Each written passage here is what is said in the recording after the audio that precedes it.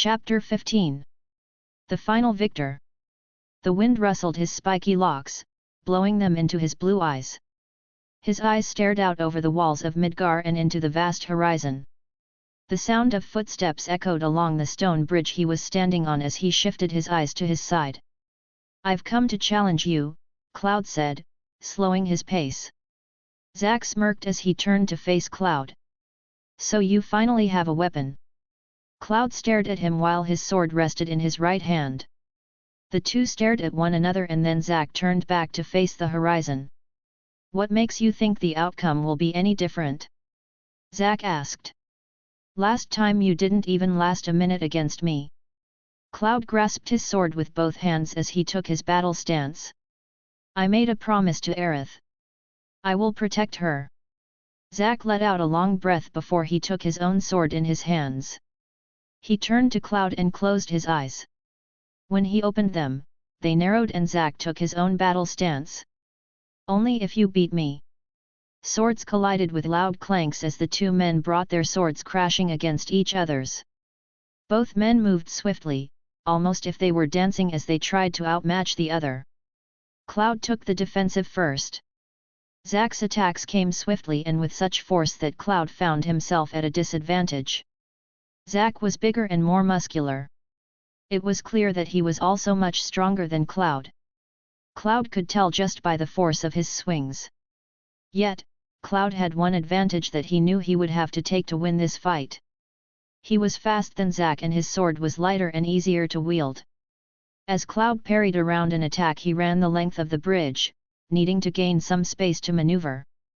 Zack followed, taunting him as he ran. "Afraid to lose?" he shouted to Cloud. "Running won't save you." Cloud ignored him and vaulted over the banister of the bridge and landed down on the rooftop of a building. He looked back to see Zack coming down after him. Cloud rolled out of the way to dodge Zack as he crashed down onto the rooftop. Cloud swiped at him but Zack narrowly escaped. Cloud tried again but Zack flipped off the building to get away. Cloud carefully moved over the edge and peered over. After only a second, Cloud spun around and brought his sword in front of him to block Zack's attack. The sword crashed down, causing Cloud to nearly lose his footing. Zack then delivered a front kick before hitting Cloud off the rooftop and soaring onto another one.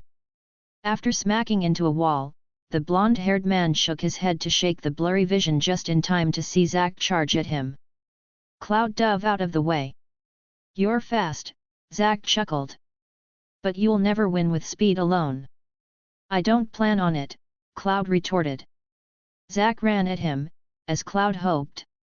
When he reached him, intending to slash downwards with his sword, Cloud slid down, blocked his attack and used Zack's momentum to flip him off the rooftop. Cloud got back up and looked at Zack falling off down, but instead of crashing to the ground he grabbed onto a street lamp. Zack used his strength to rock himself back and forth and before letting go and landing on bridge that was covered in train tracks. Cloud jumped from lamppost to lamppost before jumping on the railing of the train bridge. He ran along the bridge toward Zack. He jumped off, sending his sword at a diagonal strike. Zack backflipped out of the way and counter with a sideways strike. Cloud blocked the attack and the two began a battle of strength. The muscles in Cloud's arm began to flex as Zack applied more pressure to hopefully cause the blonde to slip. Suddenly, their battle of strength was interrupted by a well-timed train. Both men saw the train coming. At the same time they pulled away from each other and ran opposite ways. Each man ran up one of the support beams as the train whipped past them. Together they landed on one of the train's cars. Zack turned to face Cloud, but to his surprise he was at him ready to attack.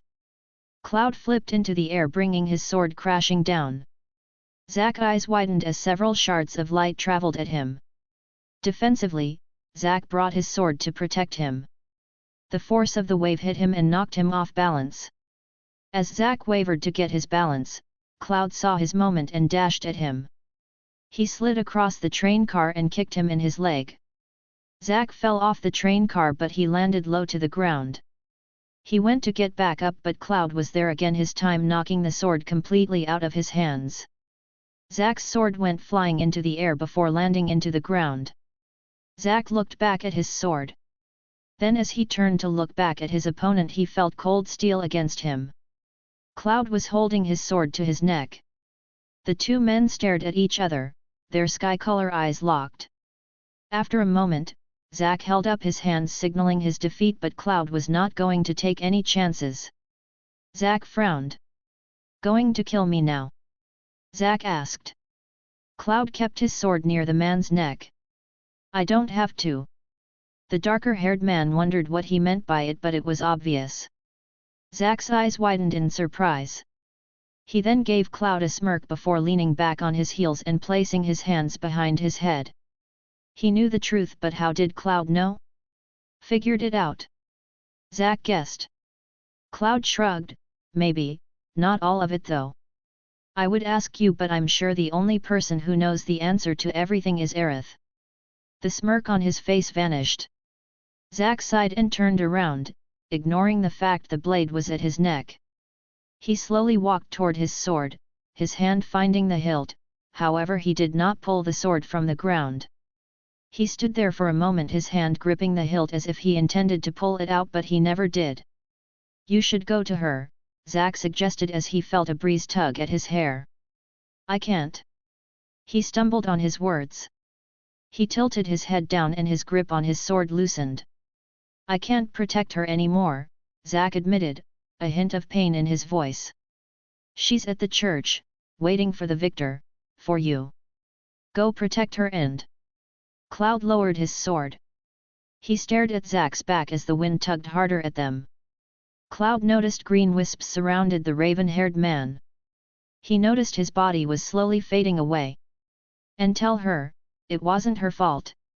When the green wisps dispersed, all that was left was Zack's sword, still planted firmly into the ground where it had landed.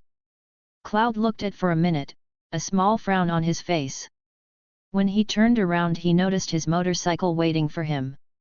He moved to get on it, and as he began to start it he noticed the tattered sleeve of his shirt. He grabbed the fabric and with a quick rip, he exposed his arm. On his arm the pink ribbon Aerith had given him was still there. Cloud looked down at the ribbon, remembering the moment he got it. He closed his eyes and took a deep breath. He started his motorcycle up. The engine roared to life. Before riding off, Cloud whispered to himself, "Aerith. I'm coming." He was off, leaving a trail of dust in his wake. When the dust settled around Zack's sword, all along the ground were yellow and white flowers. To be continued.